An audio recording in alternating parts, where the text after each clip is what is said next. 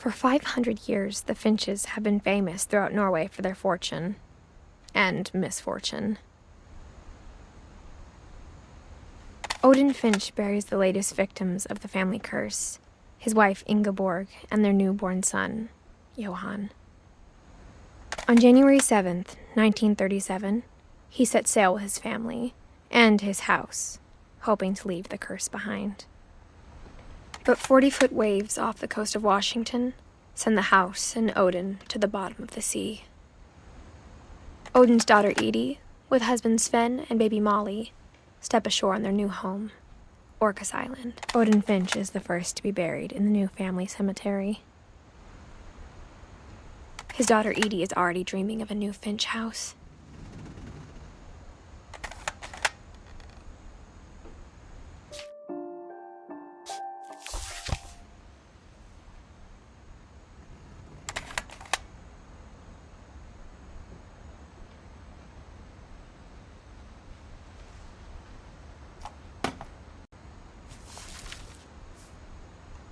Whatever's wrong with this family, it goes back a long ways.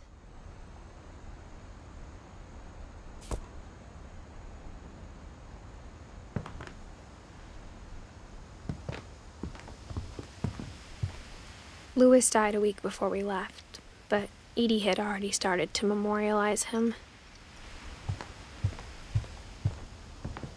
Even in her 90s, sometimes Edie seemed a lot younger than my mother. The only trace Grandpa Sam's first wife, Kay, left on the house was the pink bathroom. It was a pretty big trace.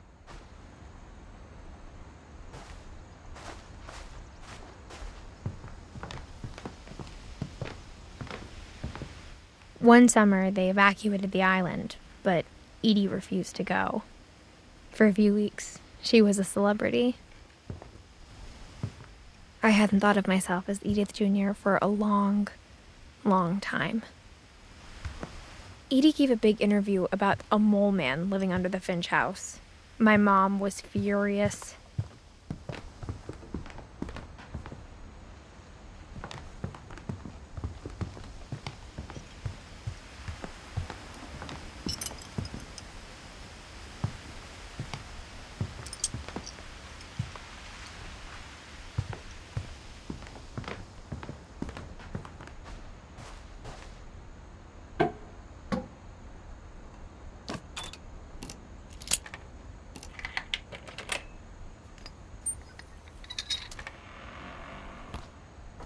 There's a secret in this bathroom. It's in the last place you would look. It isn't in the cupboard. It's hidden in this book.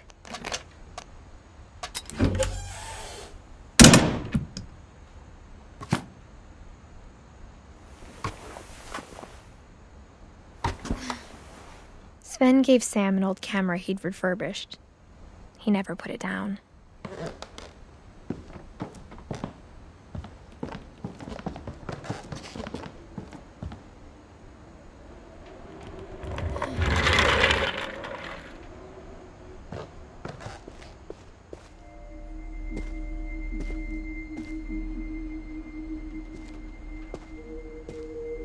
I knew Grandpa Sam had a twin, and that he never talked about him.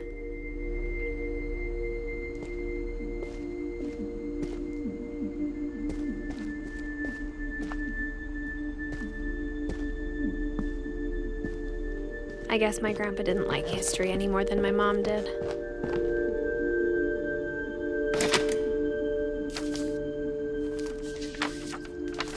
How I Want to Remember My Brother by Sam Finch. The thing I remember is that when he made up his mind, that was it.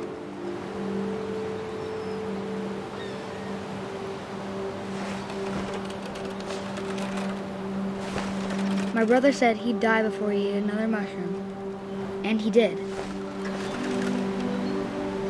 At Barbara's funeral, we swore we'd never be afraid again, and he wasn't. I think Calvin always wanted to fly. Sam! Calvin! But that day, he finally made up his mind to do it. I told him going around was impossible.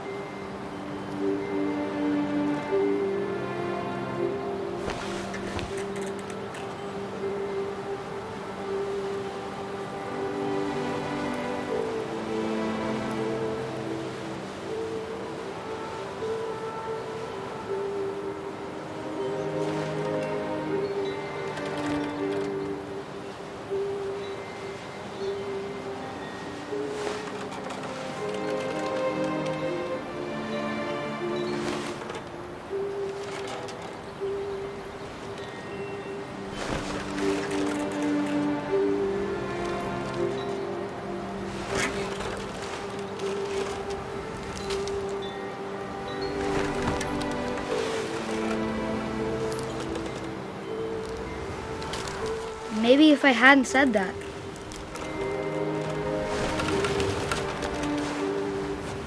Calvin, I'm not gonna tell you again. Maybe if the wind hadn't picked up.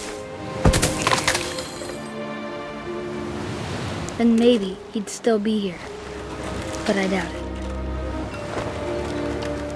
I think he'd already made up his mind.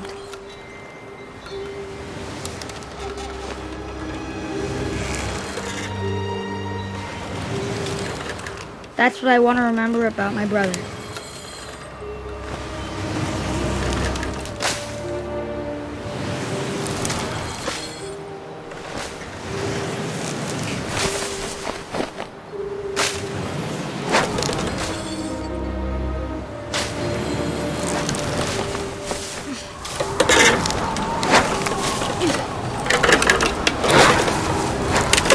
The day he made up his mind to fly.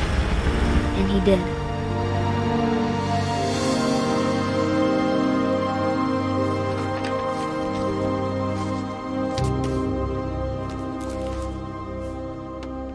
Calvin's story felt strangely familiar. When I was younger, I remember trying to do the exact same thing.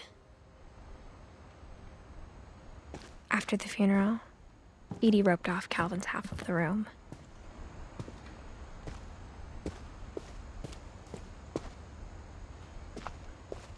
Mom said Grandpa Sam enlisted at 18 and never set foot in the room again.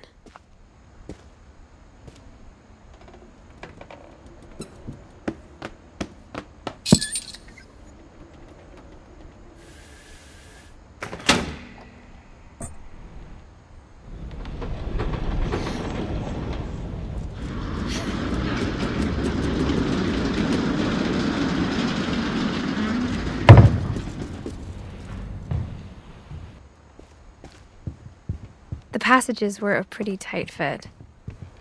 They'd obviously been built for smaller hands and bellies.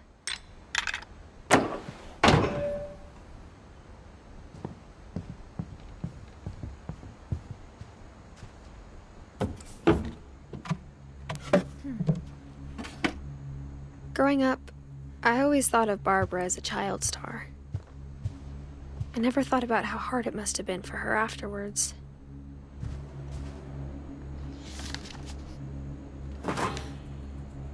Of all the stories people wrote about Barbara's death, I'm surprised Edie saved this one.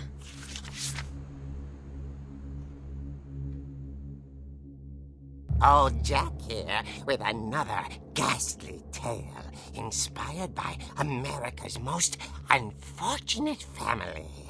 I'm calling it The Surprise Ending of Barbara Finch. As a child star, Barbara was famous for her scream. Now at 16, she was all washed up, a has-been. But in a lucky break, she'd been asked to perform her signature scream at a local convention for monster movie fans. It was just the boost her career needed. Unfortunately, her scream hadn't aged well. Getting better. I think you just need the right motivation. Her biggest fan and current boyfriend, Rick, was about to demonstrate when... Now that was a great scream. It was Barbara's father, Sven. He'd slipped into a table saw and had to be rushed to the emergency room. So Barbara got stuck babysitting her youngest brother, Walter. Her convention comeback was cancelled. Okay, I'm hearing frustration, but I'm not hearing terror. What if I tried... A gang of hoodlums in Halloween masks have been terrorizing Orcas Island tonight. Police are urging residents to... That came from the basement. You're right! Also, I loved your delivery on that. Why is your basement door locked? Because my dad likes making puzzles and secret passages. There's a key hidden in the music box. The secret is to keep winding and winding until finally the key pops out. Thanks, babe. I'll be back in a sec. 20 minutes later, Rick hadn't returned. So Barbara went to look for him, right on cue. She reached for the music box. And as she wound the key, she listened for Rick, but the house was silent.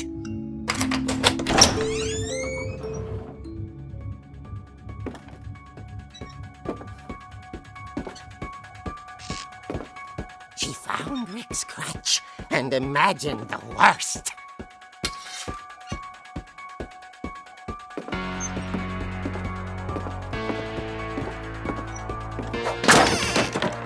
The gang's leader is the infamous Hookman killer, Dr. Carl Hamill, who impaled and then ate his family 10 years ago tonight. The old fridge rattled and grew still. Oh dear! Oh! Rick? Barb, relax. I was just trying to scare you to help you find your scream. Well, I'm not scared, Rick. I'm furious. Then act furious. All I'm getting from you now is that you're hurt and confused and She threw him out, but she kept a little something to remember him by. Barb, have you seen my other crutch? And she was still holding it when she fell asleep watching the late picture show. Hours later... Barbara! Walter, what's going on up there? Ah! Okay, I'm coming up, but if this is a trick, you're dead, Walter.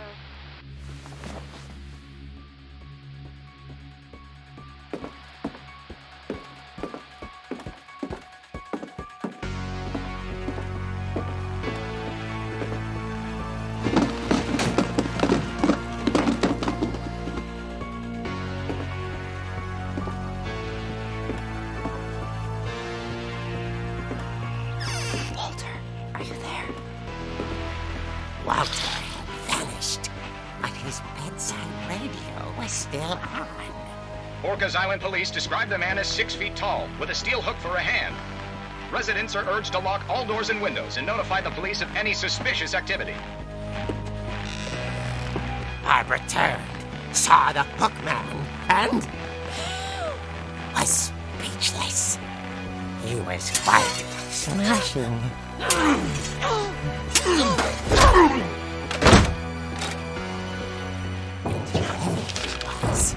He couldn't get enough of Barbara. Okay, Barbara, there's gotta be another way out of here.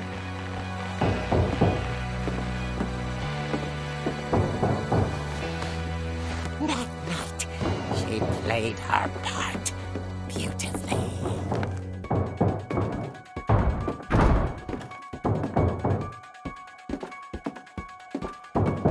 Dolly's door hadn't been opened in years. The hinges groaned.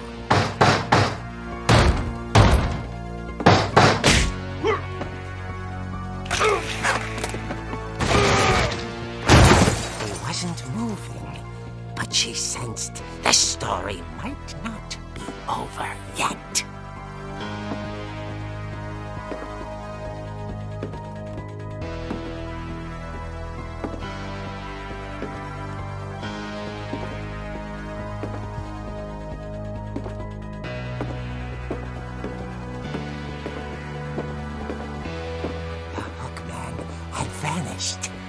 She listened for his breathing, but all she heard was...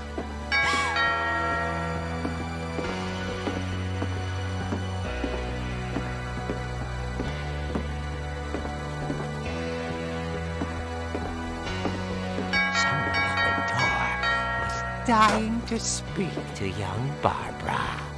At the door, she heard whispering.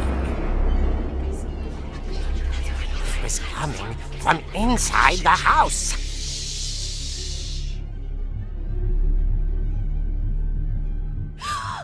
Oh dear. The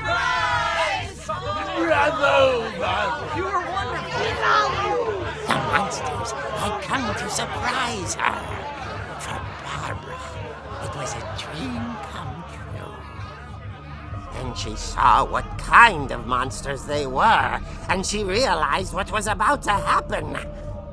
She was going to be famous. And with her final breath, Barbara Finch gave the performance of her life.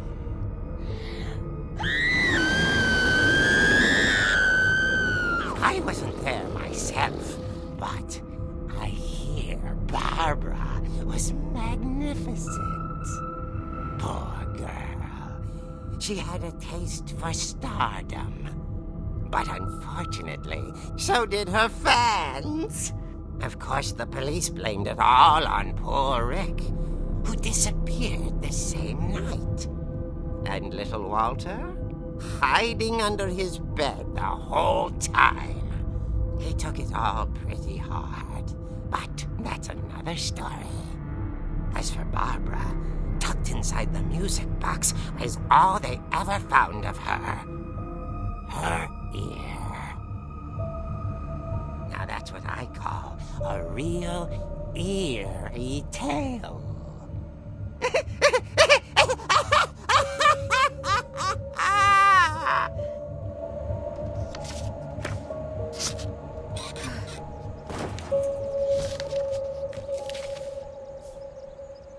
Edie told me all Barbara wanted was to be remembered, as absurd as that comic was.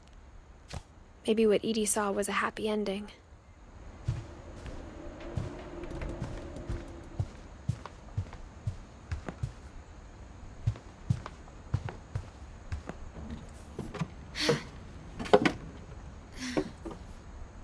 I guess now I know why Mom didn't like me playing with the music box.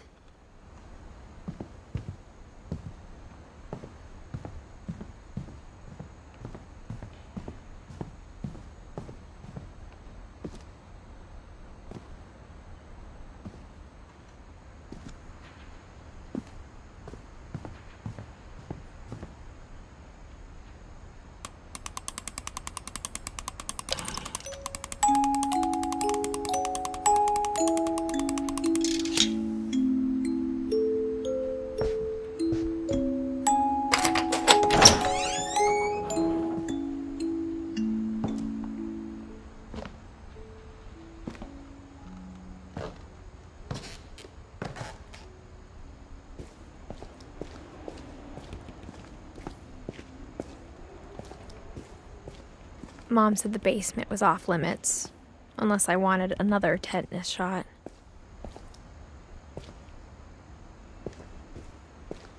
I saw Edie sneak down to the basement once, carrying packages. I thought maybe she was hiding presents. It turned out she was hiding a lot more than that.